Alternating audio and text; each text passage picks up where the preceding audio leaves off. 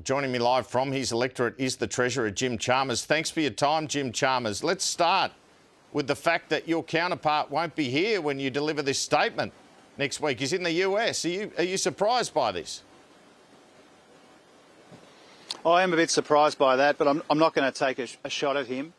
There must be a good reason for this. It would be really strange, if not unprecedented, for the Shadow Treasurer to go on holidays during the mid-year budget update, particularly when we've said for some time now it will be in the middle of December. So it's up for Ted O'Brien to explain to his colleagues. I can't imagine they're happy about it, but from my point of view, I'm not going to have a shot at him because I've got more important things to worry about than where Ted is in the country or in the world. I'm very focused on delivering this mid-year budget update, whether he's here or not. Well, let's move more generally to the expenses scandal, which is sucking up a lot of oxygen for the government, including this week for you, it seems.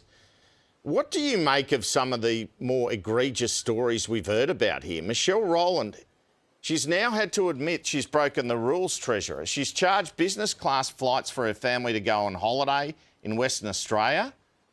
Annika Wells has scheduled meetings so she can fly business class and go to her mate's 40th in Adelaide. As you try to balance a budget, do you get frustrated by this kind of spending by your colleagues? Oh, look, certainly I understand that there's a lot of community concern about this. I think we all understand that. We all get that. That your questions today and on other occasions are really channeling some fairly substantial concerns out there in the community about these rules. Now, these rules are all about trying to ensure that as we go about being the best ministers that we can, that we can also be good parents where we can. And I understand that where the rules reflect that, there's not a lot of support for that out in the community. But that's what the rules are about, and we do our best to comply with those rules. Now, there are really good reasons why this is managed at arm's length from politicians. There are good reasons why from time to time different politicians ask the independent authority to take another look at the claims that they have made. And there are also good reasons why the Prime Minister has asked for advice on whether further changes are necessary. Now, as I understand it, that advice will be received before long. Obviously, I will be very interested in that, but for the time being, as I hope you understand, Andrew, my focus is on releasing this mid-year budget update during the coming week. Should Michelle Rowland resign, Treasurer? No, I don't believe so. I think Michelle's done the right thing in asking the IPIA to take another look, as has Annika asked the independent organisation to make sure that everything that's happened here is within the rules. I think that's appropriate. I also think it's appropriate that the PM has sought advice. We'll get that advice in due course and we'll consider it. But as I said a moment ago, Andrew, I understand that your questions are channeling a very substantial amount of community concern. I respect that. But I hope that you also understand that for me, as Treasurer, I've been very focused on releasing this mid-year budget update, which will be on Wednesday. She's the first law officer and she's broken the rules. Others in past governments, including Susan Lee, have resigned over this. That's the only point I'd make to you, Treasurer. I mean, to be frank, you can't be stoked coming on this program and me revealing this story at this particular time. But, you know, she's got a problem, hasn't she? Look, I understand the point that you're making, but I don't agree with your conclusion. I think what Michelle Rowland's done here, and Annika Wells as well, has referred these claims to the independent body. That's the appropriate course of action. It's also appropriate that we've sought advice on whether any changes are made as well. We'll await that advice, and in the interim, I'll focus on doing my job as the Treasurer, which is to update the budget on Wednesday. And don't worry, I'll get to that, but I just want to make this point. There's a story this morning, Mark Butler flying business with a wife and a son, separate trips to go to the tennis and cricket in another state. There's another one. Now, we had a look at your family reunion travel ahead of this interview, and it seems very reasonable. Mostly taking the family to Canberra while you work, one trip to Sydney, not many trips. The biggest spend was in budget week. No one would begrudge you your family budget week with the photos and everything else that went on. Is this what you'd like to see other MPs striving to do as you manage a budget would you like to see them show your sort of restraint when it comes to these entitlements? Well, my colleagues work extremely hard, and as I said before, from time to time, they have utilised these family reunion arrangements. I think in our case it's made sense to do that for budget night, for election night, and on a small number of other occasions. But I'm not going to make judgments about others. You know, everyone's responsibility, including mine, is to adhere to the rules. Those rules are not set in stone. From time to time we seek advice on making sure that they meet community standards. That's what's happened on this occasion. We've sought that advice. When we get that advice, we will consider it.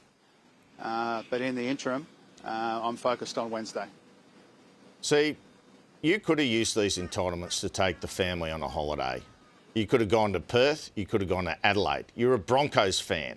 You would get an invite to the NRL Grand Final.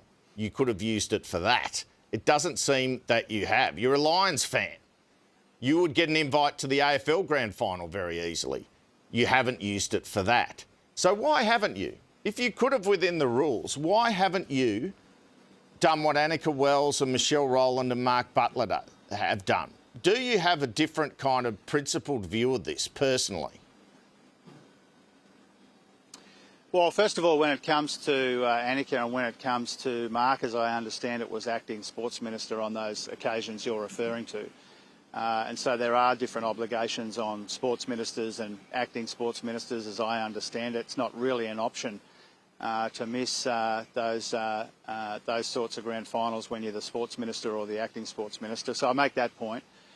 Secondly, I wanted to watch the Broncos win the premiership and the Lions win the flag on the couch with my kids. People make different judgments about that, but when you're the sports minister or the acting sports minister, you don't really have that option.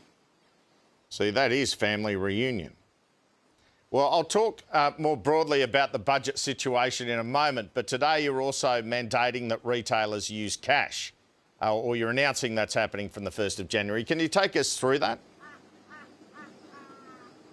Yeah, two really important changes which are coming into being from Friday just gone for implementation next year. The first one you refer to, which is this cash mandate.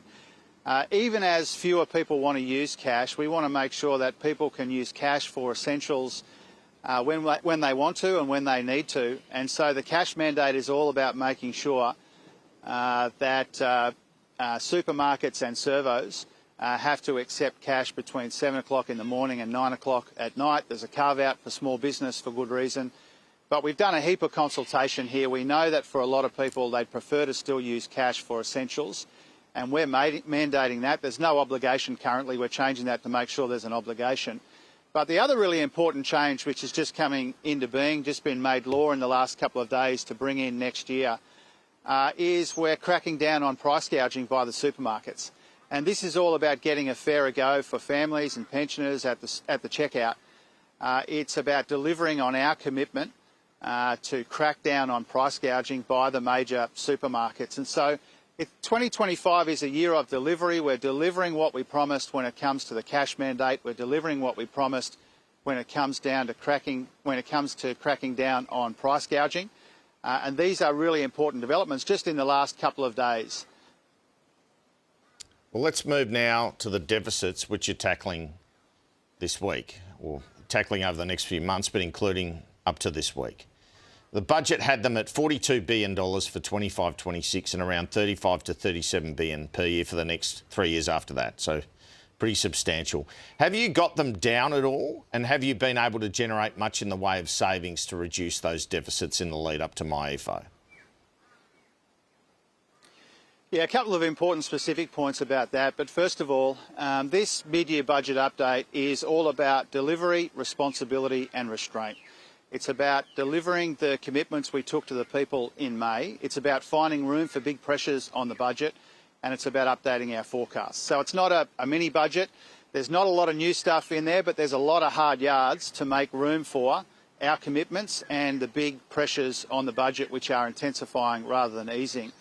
And so your question about the deficits, the big task for Katie Gallagher and I and the Expenditure Review Committee this time around has been to make room for tens of billions of dollars in pressures in areas like the age pension, natural disasters, veterans, military superannuation, and the like. So that's been the main game, to try not to go substantially backwards as we make room for our commitments and for these tens of billions of dollars in pressure. So I can tell your viewers today, Andrew, Wednesday's mid-year budget update will have another $20 billion in savings in it. $20 billion in savings, which means that we've now found some savings in every single one of our 7 budgets and budget updates. And to give you a sense of the magnitude of that $20 billion, it took our predecessors 7 budget updates to find $20 billion of savings. We found that in just this one budget update for Wednesday. It means that we've now found $114 billion in savings over our 7 budgets and budget updates. That is 5 times more than our predecessors found in their last 7. And what it demonstrates is that this mid-year budget update will be defined by economic responsibility, just like the government is. Is that $20 billion over 4 years? And even as you do that, does that lower the deficits or not? Well, we'll release all of the detailed numbers around the underlying cash position for each of the 4 years in the usual way. The $20 billion is 4 years of savings. It takes our total to $114 billion since we've been in office. And that's been a really key way that we've made room to strengthen Medicare and cut taxes and build urgent care clinics and build the infrastructure that people need in growing communities. That's what our approach to the budget has been all about. The government is defined by responsible economic management. People can expect to see more of that on Wednesday. But the main game, as I said a moment ago, in relation to those deficits, is when we've got $35 billion of upward pressures, we've got commitments to deliver in housing and mental health and infrastructure and fast-tracking skills for tradies, then the main job has been to not go substantially backwards. And so what you'll see in Wednesday's numbers is really our best effort to find those tens of billions of savings, to show considerable spending restraint once again, so that we can deliver on our commitments and make room for those pressures. So I'm listening to you, and what I'm hearing is they're not lower deficits. Well, you have to wait and see, Andrew. I've given you a new number this morning, which is $20 billion of savings, but the rest of the numbers will be revealed through the course of the week, and especially on Wednesday. You'll see on Wednesday that what defines the mid-year budget update is responsible economic management. That has been a hallmark of this government. It's how we found $114 billion in savings over 7 updates. It's why we found $20 billion in savings in the update that Katie and I release on Wednesday. Where is that $20 billion? What have you saved? We'll have more to say about that, Andrew, in the course of the week, and certainly by Wednesday. We'll obviously identify all of the constituent parts of that of those $20 billion in savings. There's obviously the already announced in the course of the election campaign the changes we're making to external labour in the public service. But I want to leave that the detail of that to the release of the documents and to the work that I do with Katie Gallagher. Will make it really clear where those $20 billion in savings are coming from. But the point I'm making to you and your viewers this morning, Andrew, is in a mid-year budget update, which is all about delivery, responsibility and restraint, there will be $20 billion of savings in there, and that's an important way that we've made room to deliver on our commitments and also to make room for these pressures in areas of spending which are unavoidable. I'm told you're close to a deal with the states on the hospitals and the NDIS potentially. Is that fair, and how much would that change the budget position either way if that was achieved? Yeah, I mean, first of all, we've put a very substantial offer on the table, $23 billion in extra funding for the states and territories for hospitals. We've put that on the table in good faith, and we continue to work with the colleagues, whether it be health ministers, treasurers, premiers and chief ministers, to try and do that deal by the end of the year if we can. Obviously, we will have contingencies if we can't strike a deal. But we've had to sensibly provision for a future deal in the mid-year budget update. It's obviously not finished by the time that we had to put the numbers to bed, and so this hospitals deal will be a really substantial pressure on the mid-year budget update on Wednesday, and particularly pressure over the medium term, over the 10-year horizon. But those $23 extra billion are over 5 years. We've put it on the table in good faith. It's a very substantial offer. It will put very substantial pressure on our budget. It's another one of those things that we've had to make room for with these savings and with this spending restraint. Well, what's Treasury's prediction on inflation? Because the budget forecast were for 3% this financial year, 2.5% from there on in. It's obviously higher than that.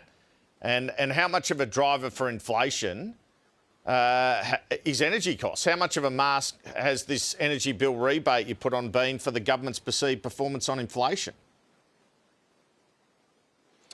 Well, first of all, really in our forecast for some time now, they have assumed that these electricity bill rebates will come off. We've said we've been very upfront for some time now, not just the last couple of weeks, but the last couple of years, in saying these electricity bill rebates are an important part of the budget, but not a permanent part of the budget. They're a key way that we've been helping with the cost of living, but not the only way. And so ending these electricity bill rebates at the end of this year, I think, signifies a big shift away from the temporary help for the cost of living into the more permanent help via the tax system with our 3 income tax cuts, 2 of which will flow over next year and the year after that. So it signifies a shift, is the first point. Obviously, we update our inflation forecast at every budget update. The Treasury goes about that in their usual considered and diligent, methodical way. They will factor in, as they have for some time, that the electricity bill rebates come off. They will also factor in some of the recent data that we've got in inflation, which has come in a bit higher than forecast, much lower than what we inherited, but higher than we would like. And so they'll update the forecast for inflation. You'll see those on Wednesday. That will take into consideration recent data, and it will also take into consideration, as it has for some time, the fact that those rebates will come off. You were one of those people, Treasurer, whose grabs they repeatedly play from the 2022 election campaign, promising that Labor's renewable energy policy would lead to a $275 a year cut in power bills. It's obviously been proved to be a lie. Do you regret that statement you made around that? Well, that statement reflected modelling we had done in 2021 before a war in Ukraine and before Angus Taylor hid that spike in electricity prices before that subsequent election. I think we've dealt with this over the course of recent years.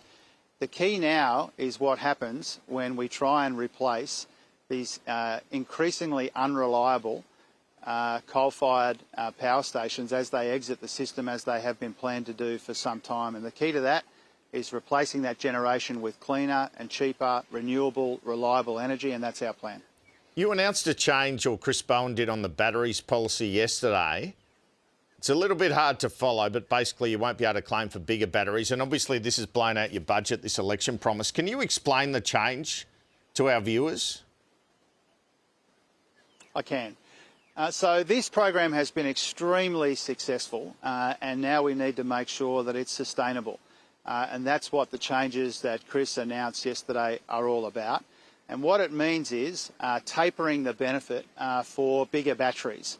Because one of the reasons why there's been a higher than expected cost of this program is because people are installing bigger and bigger batteries. Now, this is good for the grid, it's good for household budgets, and we need to make sure it's good for the budget as well. And so the best way to think about my part of the changes which were announced yesterday is we committed about $2 billion to this. It's been extraordinarily successful in ways that we welcome and encourage. The take-up has been amazing, and that's a very good thing. But we're providing another $5 billion or so to take it to $7 billion. But without the changes that Chris announced yesterday for bigger batteries, the cost would be around twice that, around $14 billion. And so what we've done is we've given certainty. We've said we're going for 2 million batteries by 2030 now. We're providing very generous subsidies. We're providing sustainable ways to taper for some of those big batteries, and that means we're spending more in this program, but not as much as we would be spending had we left it completely untouched. Just finally, Treasurer, on the social media ban introduced last week, anecdotally, many parents are telling me their kids still have accounts and they've really outsmarted the ban. I think it says something about the ingenuity of kids, really. But is it in danger of failing, the ban, therefore? Well, this is a game changer for Australian kids and Australian parents, and it's world leading. And we've said throughout that kids will try and find a way around it. No doubt platforms as well will try and find a way around it. There'll be bumps along the way. It won't capture every single kid in every single home, but it will make a huge difference. And I've already noticed, and parents coming up to me around and about here in my own community to the south of Brisbane, very grateful for the changes that we've made. They're courageous changes, they're bold changes. And people will try all kinds of things to get around them. We'll do our best to keep up with those efforts. But let's not forget what this is all about. This is about protecting our kids online. It's a game changer for Australian families. It's world leading. There are good reasons why the world is paying attention, and that's because these changes are so warranted. Treasurer Jim Chalmers, thanks so much for your time. Appreciate it, Andrew. All the best. Have a good Christmas.